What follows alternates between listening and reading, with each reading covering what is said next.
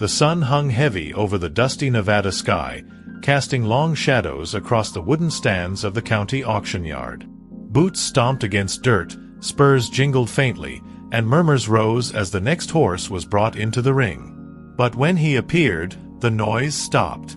The big black stallion entered like a storm, thick muscles, torn scars down his side, and eyes dark as coal. He didn't trot, he challenged the ground beneath him. "Here comes the devil himself," muttered Bo Jenkins from the railing, arms crossed. "They call him Cole. I call him cursed." Benji Rhodes stood on the bottom row of the bleachers, barely tall enough to see over the gate. His blonde hair was tousled, his small hand tightly clutched by Helen Preston, his mother. "Benji, don't stare like that," she whispered, her voice tight. "That horse isn't safe." But Benji didn't answer. His eyes were locked on Cole, not with fear, but with something else. Something quiet. Something deep. Cole circled in the dirt, his nostrils flaring, hooves pounding like war drums. One of the handlers tried to guide him closer to the center of the pen, but the horse reared back, nearly snapping the lead rope in half.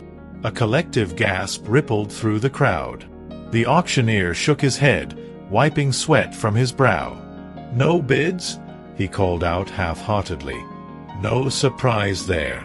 Take him back before someone gets hurt." But Benji let go of his mother's hand. He slipped under the lowest fence rail without a word.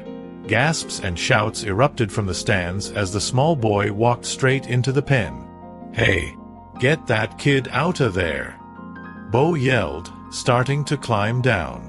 Helen froze in place, pale and trembling. But Benji kept walking, small boots tapping softly across the dust, until he stood just feet away from Cole. The stallion froze. His chest rose with heavy breaths. His ears twitched. His tail lashed once. Benji raised his hand slowly, palm open, reaching toward the towering beast's face. The crowd held its breath. For a second, it looked like Cole would lunge. But then, he didn't. Instead, the horse lowered his head and allowed the boy's hand to rest gently against his forehead. Silence. Not a whisper moved through the crowd. Cole's eyes closed. Benji's did too. Something passed between them, something no one else could see, but everyone felt. And in that moment, the monster became still.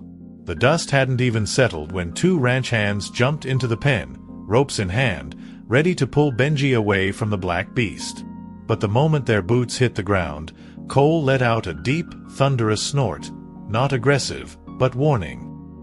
He stepped protectively in front of the boy, planting himself like a wall of muscle between Benji and the others. The handlers froze. Bo Jenkins barked from the sidelines. "What the hell is this? That horse's gone mad." But even Bo's voice sounded unsure now. Cole didn't look mad. He looked alert, aware, and calm.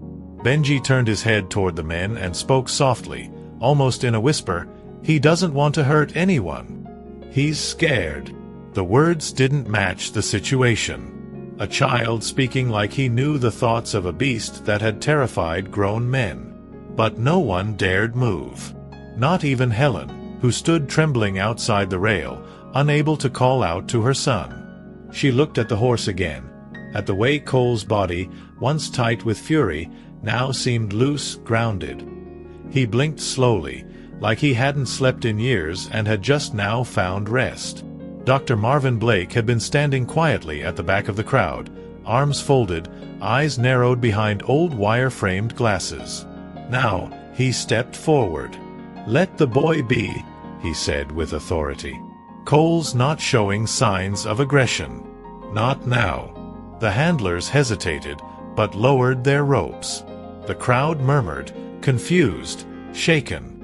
Dr. Blake entered the pen carefully and approached Helen. "Your son," he said gently, "might have just saved this horse's life." Helen barely nodded. Her mind was spinning. She hadn't brought Benji here to adopt anything, especially not a dangerous animal like Cole. She had only come to sell an old saddle from Ray's barn, the last piece of her late husband's past she'd been ready to part with. But now, here stood her boy, touching the forehead of a beast no one could control, as if it were a petting zoo pony. Ray would have understood this, she thought. He always said Benji had something wild in him. Something good. From the far end of the stands, a girl about Benji's age watched silently. Sadie Monroe. She didn't smile, didn't gasp like the others. Her brown eyes were sharp and still. She'd seen horses her whole life, but never this. Something unspoken passed over her face. Recognition, maybe. Or curiosity. She would remember this moment for the rest of her life. Cole finally lowered his head all the way to the ground and exhaled. Benji stepped back and looked up at the people watching. He didn't say anything more. He didn't need to. In that moment, everyone there knew this wasn't the end of the story. It was only the beginning. Back at the barn behind the auction house, Cole was led, without resistance, into a separate stall, far from the other horses. The handlers looked uneasy, unsure whether the calm was real or just temporary. Bo Jenkins tossed the lead rope to the side with a grunt. That horse is playing tricks. Give it a day, and he'll be tearing through walls again. Dr. Marvin Blake stayed behind, scribbling notes on a worn-out clipboard, stealing quiet glances at Cole's eyes through the wooden slats. There was something there now, something different from the rage he'd seen a dozen times before. Helen sat with Benji on a hay bale outside the barn, brushing dirt from his jeans. "You scared me half to death," she said, trying to sound stern but failing. Her voice broke slightly. Benji didn't respond immediately. He stared at the barn door, at the sound of Cole snorting softly inside. "He's not bad, Mama," Benji finally whispered. "He just forgot how to trust people." Helen felt a chill, the way he said that, like he understood what forgetting trust felt like. Dr. Blake approached and crouched beside them. "I've seen a lot of horses in my time," he said to Helen. "None like that. Whatever happened between that boy and Cole, it's something I can't explain. But I can tell you this, if someone doesn't claim him, they'll put him down. Liability's too high." Helen stiffened. "Are you saying we should take him?" The doctor didn't answer right away. "I'm saying he already did," he said, nodding toward Benji. That night, Helen lay awake in the small bedroom of the trailer they were living in temporarily, ever since they lost Ray. She stared at the ceiling fan spinning above and thought about everything. The move, the money troubles, her husband's quiet strength, and now, this horse. Cole. A living storm, suddenly soothed by the touch of her son. It didn't make sense. But then again, very little had since Ray died. Maybe that was the point. Benji was asleep in the next room, arms wrapped around a stuffed bear with only one ear left. In his dreams, he was running, not away from something, but toward something. There was wind in his hair and thunder beneath his feet. And always, beside him, a dark shadow keeping pace. Not chasing, just running with him. By morning, the decision had been made. Helen signed the papers just after sunrise, hands shaking slightly as she wrote her name. The auction staff didn't question it. They were just glad to see Cole leave without incident. But as the trailer rolled away, pulling Cole toward a new life, Bo Jenkins leaned against the fence, eyes narrowed. "A horse like that don't just change," he muttered. "Something's not right." And he wasn't wrong. The trailer bumped gently down the gravel road leading to what was left of the Preston family ranch. Dry fences, an empty barn, and fields that hadn't seen crops in years. Helen drove in silence, her eyes flicking to the rearview mirror every few seconds, catching glimpses of Cole inside the hitched trailer. He stood still, watching. Always watching. Benji sat beside her, knees pulled to his chest, arms wrapped around them. He wasn't afraid, just quiet, as if waiting for something to begin. When they arrived, Cole didn't resist being led into the old corral behind the barn. The wooden gate creaked shut behind him, and Helen double-checked the lock, more out of habit than doubt. Benji leaned on the fence, eyes steady on the stallion. "He doesn't like the dark," he said out of nowhere. Helen looked over, startled. "Why would you say that?" Benji shrugged. "He told me." His voice was flat, matter-of-fact. Not playful, not imagining. Just certain. Inside the house, Helen microwaved soup while glancing out the window every minute or two. The wind had picked up, rattling the screen door, and something about the way the clouds moved unsettled her. Ray had always said animals felt storms before people did. She wondered what he would have said about a boy who could feel storms inside animals. The thought made her chest tighten. She missed him more tonight than she had in months. That night, Cole didn't sleep. Neither did Benji. Around midnight, Helen found her son sitting on the porch steps in his pajamas, blanket over his shoulders. He was staring out toward the barn. "You okay, sweetheart?" she asked softly, crouching beside him. Benji nodded. "He's scared. He doesn't know if this is real." Helen didn't ask how he knew that anymore. She simply wrapped the blanket tighter around him and sat beside him in the silence. Suddenly, from the darkness, a sound echoed, a sharp, hollow bang from inside the barn. Helen shot up, heart pounding. Cole let out a deep, anxious snort. She grabbed a flashlight and rushed toward the barn, Benji close behind. Inside, tools had fallen. A pitchfork was on the ground. Nothing stolen, nothing broken. But Cole was pacing restlessly in his corral, eyes wide and wild. Something had disturbed him. And it hadn't come from outside. Dr. Marvin Blake's words echoed in her mind. If someone doesn't claim him, they'll put him down. She had claimed him. But now, in the flickering flashlight beam, staring into Cole's trembling eyes, Helen felt it. This wasn't going to be easy.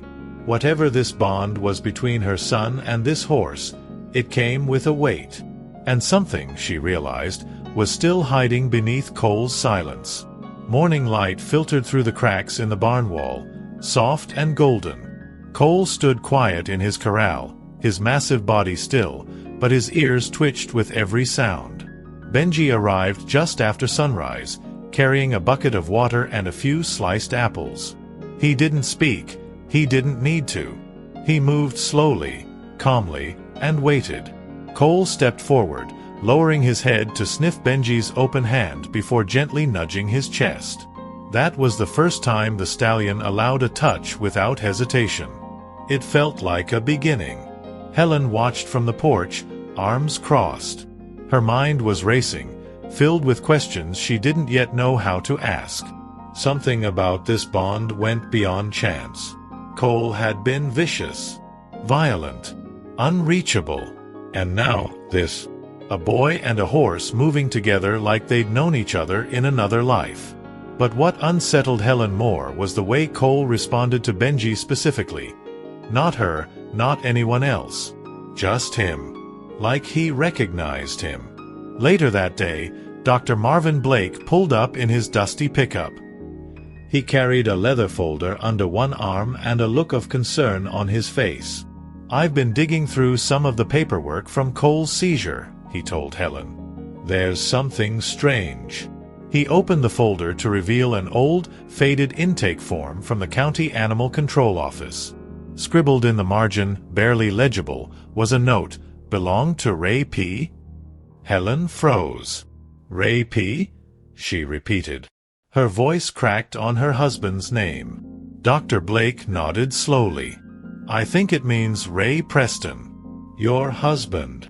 She stepped back, her breath catching. "That's not possible. Ray's horse was named Dusty. He raised him from a foal. He would have told me if there was another." But a shadow passed over her face. Or would he? They went to the barn. Dr. Blake scanned Cole's body, lifting his mane gently, until he found what he was looking for. A faint brand, half-healed, half-burned, almost invisible. But once cleaned, the initials were clear. RP. Helen stared at them, speechless. Her husband's brand.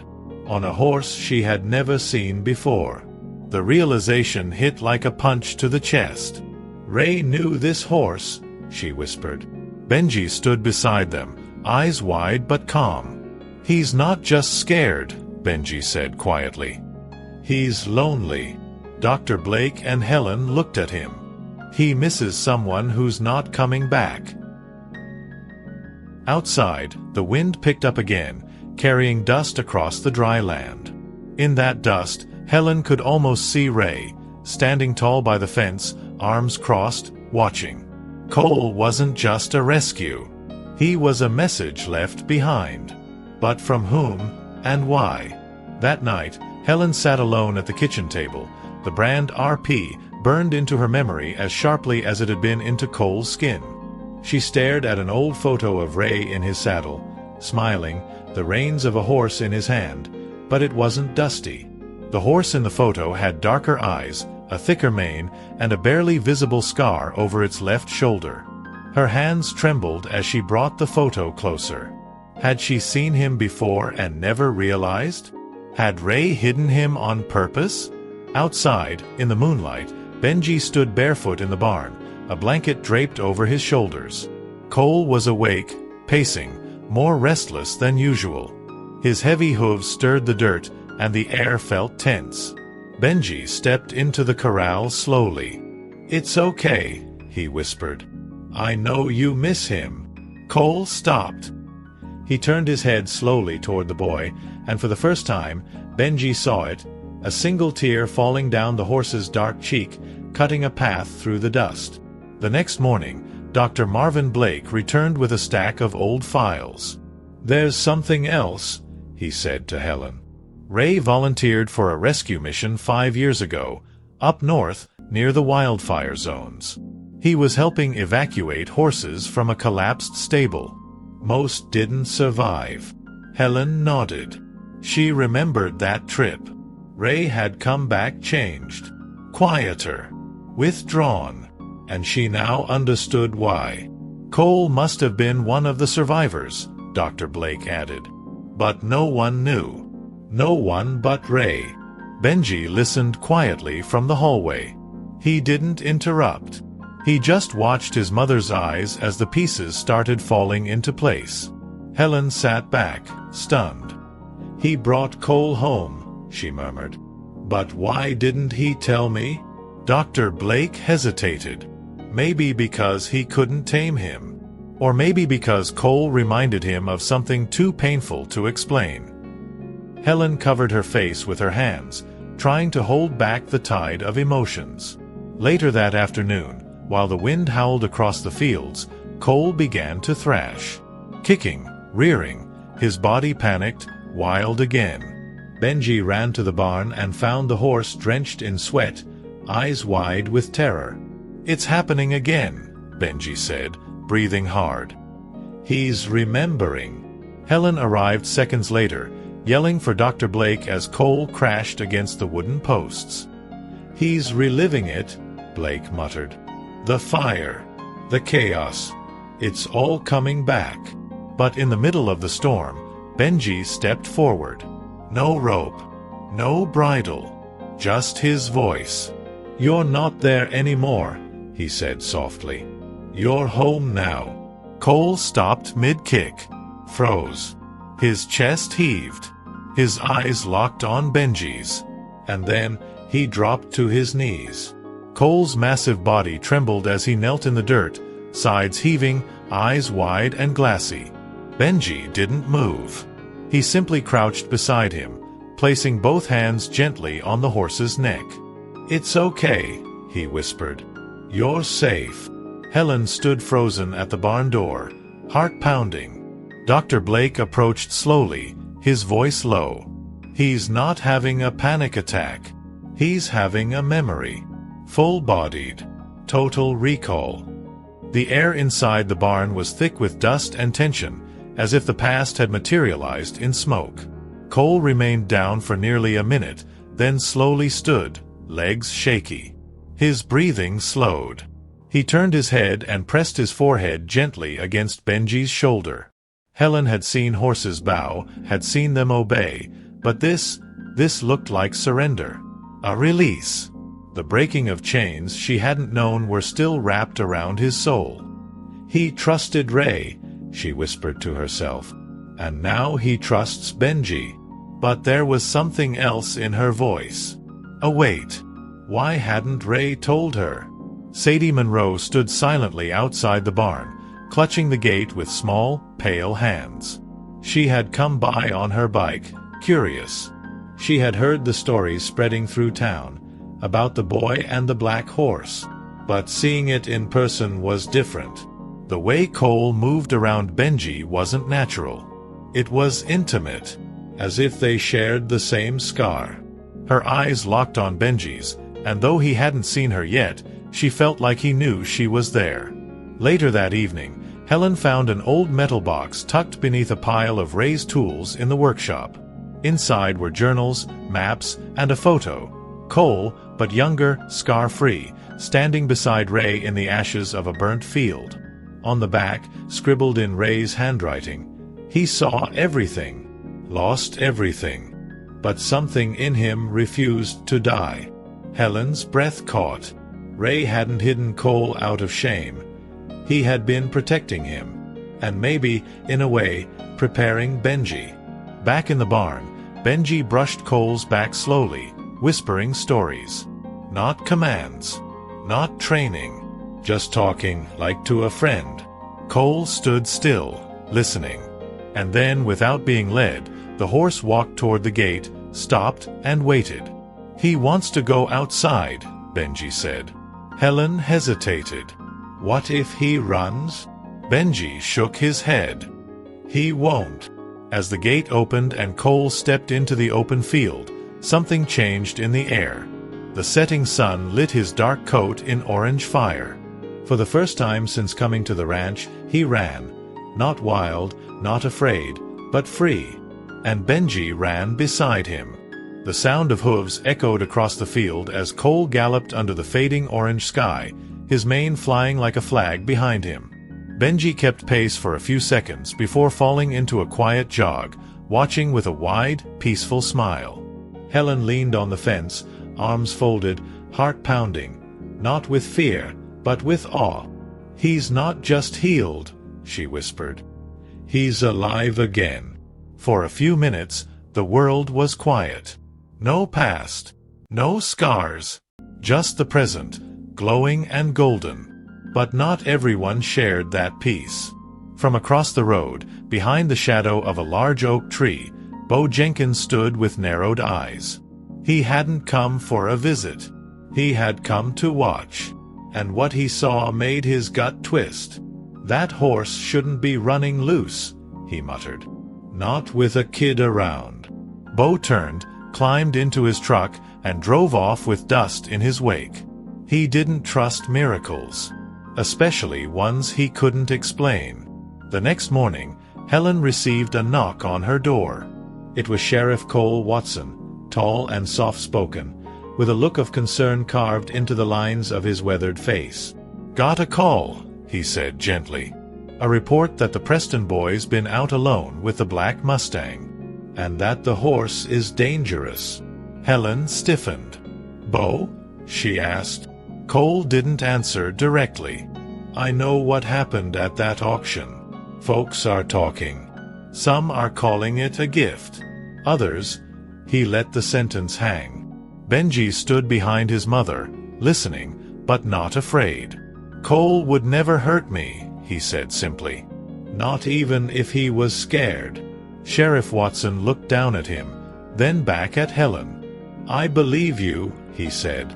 "But the county might not. If they start sniffing around, they'll ask questions.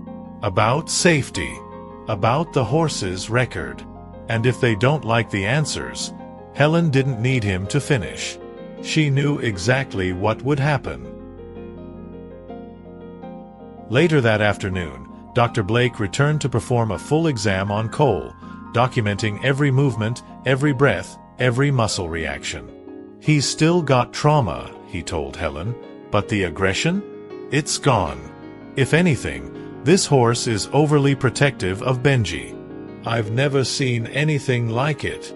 He paused, scribbling notes. "But I can write all the reports I want. Won't stop a bureaucrat from putting him down if they get spooked." As the sun dipped low again, Benji sat beside Cole in the field, drawing in the dirt with a stick. He drew a horse, then a boy, then a fence, and then he carefully erased the fence. Cole snorted, nudging his shoulder. Benji smiled. "We're not done yet," he said softly. And they weren't.